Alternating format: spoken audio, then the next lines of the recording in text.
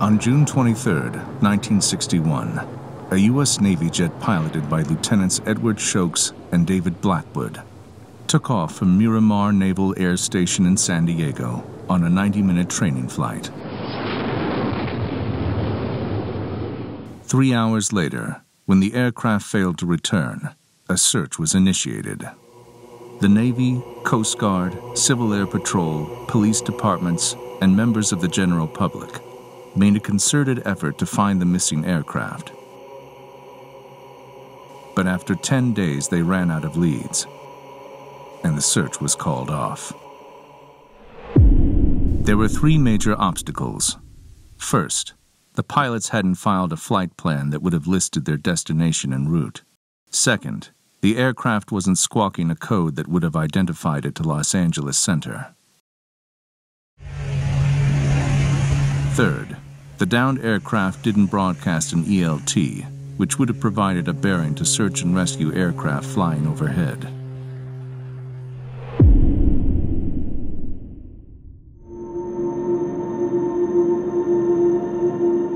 Six long months later, two prospectors who were examining a hillside in the Little San Bernardino Mountains came across the widely scattered remains of an aircraft and the badly decomposed bodies of two men who were wearing military flight suits. The prospectors notified the Riverside County Sheriff's Department.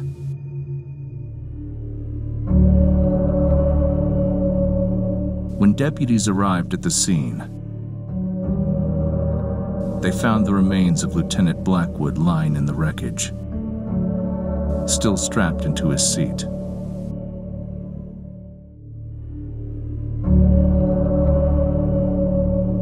The body of Lieutenant Shokes, who had ejected, was found strapped to his partially open parachute that was flapping in the wind. Years later, the deputy who found Shokes' body said he never forgot the sound of that flapping. He said if the parachute was trying to free itself.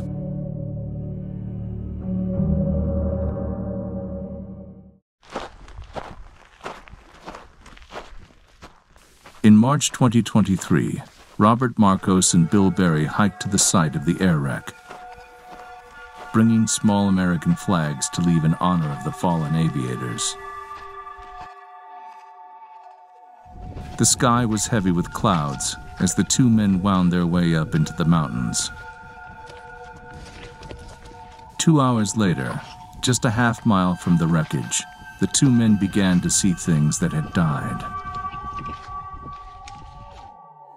First, they found a dead hawk.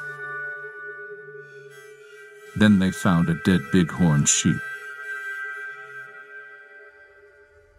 When they found random pieces of aluminum fuselage, they knew they'd reached the beginning of the wreck site. As they climbed up the ravine, they found a long pipe that had channeled the exhaust from the jet aircraft.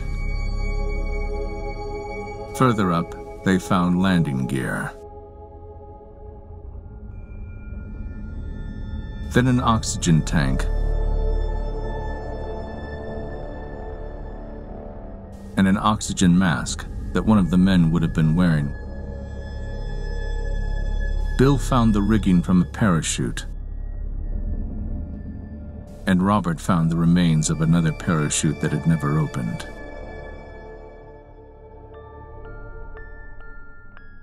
Bill planted the flags at the highest point, and then two men turned around and began their long journey back down the mountain.